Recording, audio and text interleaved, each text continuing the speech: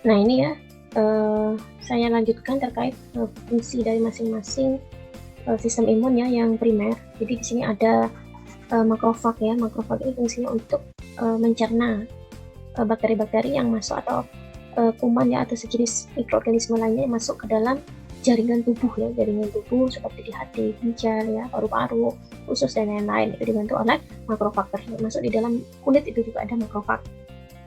NK cell ini sebenarnya tidak memfagosit ya, tetapi ini bisa melisiskan ya, atau jadi kalau NK cell ini lebih pada sel-sel yang sudah rusak ya, jadi memusnahkan sel-sel yang rusak gitu ya. Jadi ini tidak memusnahkan agennya, tetapi sudah memusnahkan sel yang rusak.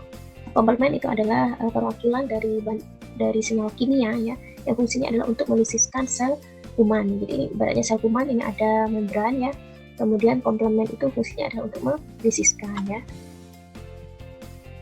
Nah ini komposisi ya, komposisi sel ya, sel imun non spesifik. Jadi yang paling banyak sebenarnya adalah neutrofil ya, kemudian apa ini lain-lain ya. Kalau lain-lain itu bisa dari NK cell ya, eosinofil itu juga sedikit ya.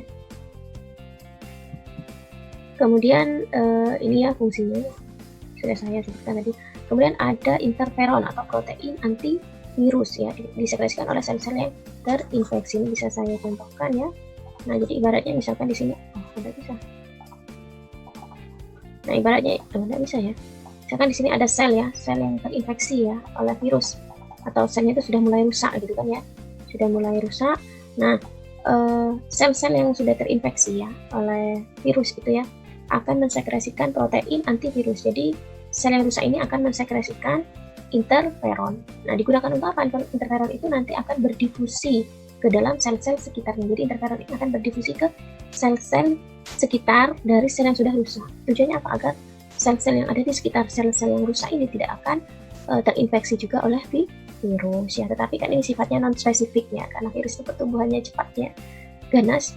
Juga kalau misalkan kekebalan tubuh kita rendah, juga interferon juga kurang mampu ya mengatasi pertumbuhan kanker. Komplement sudah saya jelaskan tadi ya.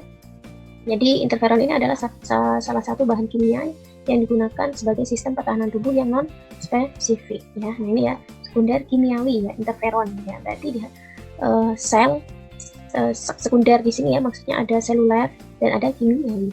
Sebagian dari bahan-bahan kimiawi ini dihasilkan oleh sel atau dihasilkan oleh organ ya. Kalau lisosim itu memang ada di organ kita seperti air liur juga ada ya. Komplement ini bahan kimia ya yang sudah beredar ke pembuluh darah. Interferon dihasilkan oleh sel-sel yang terinfeksi virus. Antimikrobia, antimikrob bisa dihasilkan oleh air mata ya.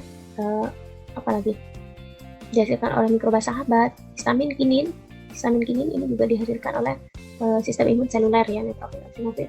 Nah seperti itu ya.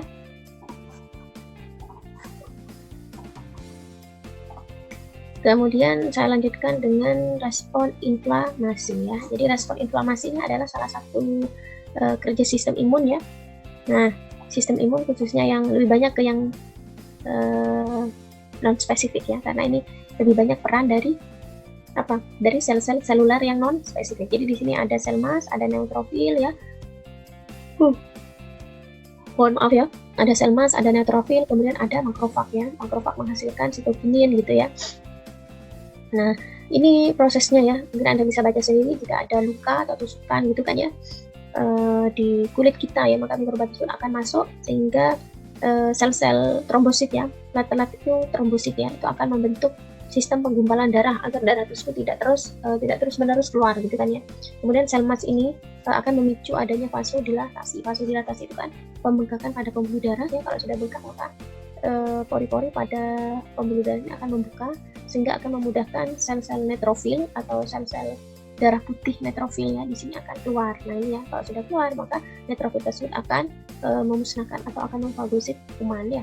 Selain itu fagosit ini juga akan dibantu oleh makrofag ya.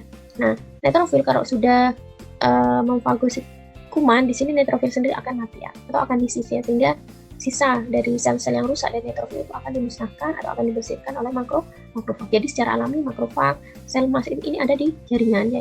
Ibaratnya ini jaringan kulit, jadi makrofag itu berdiam diri, sebagian besar berdiam diri pada suatu jaringan ya.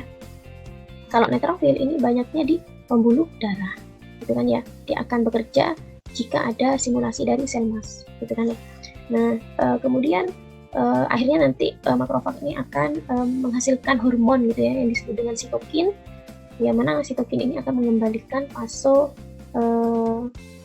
akan mengembalikan keadaan yang awalnya vasodilatasi tadi menjadi normal ya, sehingga faktor inflamasi ini akan respon inflamasi ini akan terus berlanjut sampai kuman tersebut dapat dieliminasi ya dengan baik, begitu kan ya.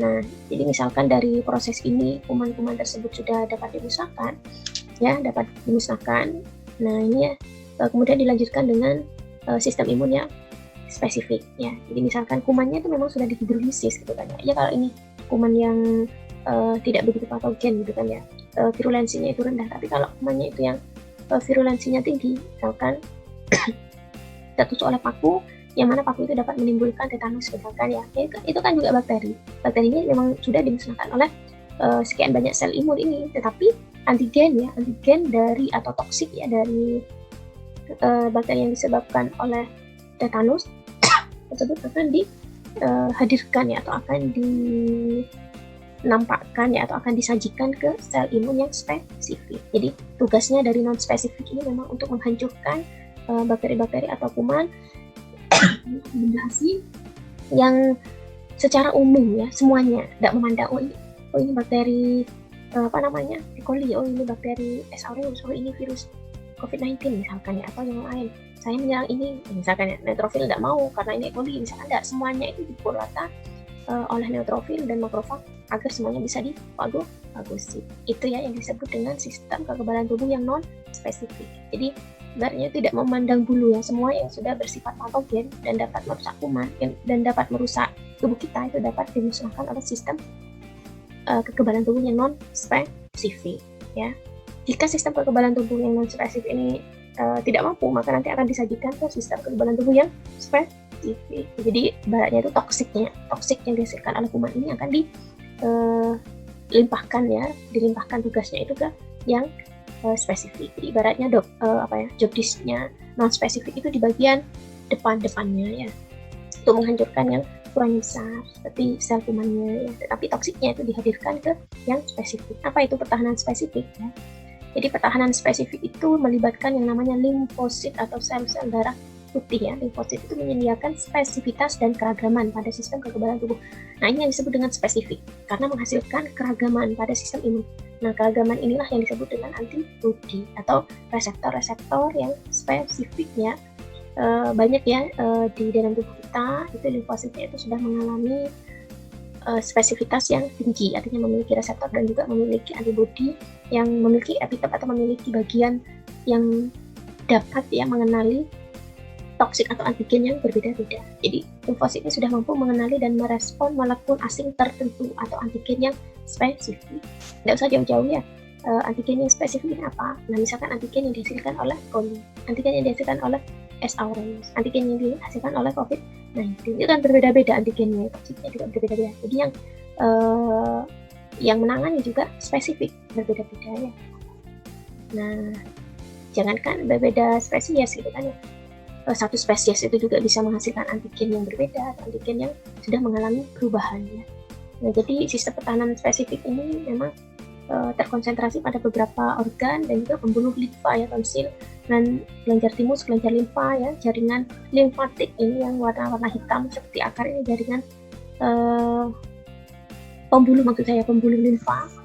Kemudian berada di hati, spel ini ginjal ya, appendix dan juga sumsum tulang ya, di bagian tulang. Nah, perkembangan limfosit. Jadi limfosit itu dia tuh ada di mana? Jadi limfosit itu ada di tulang ya, di tulang kita.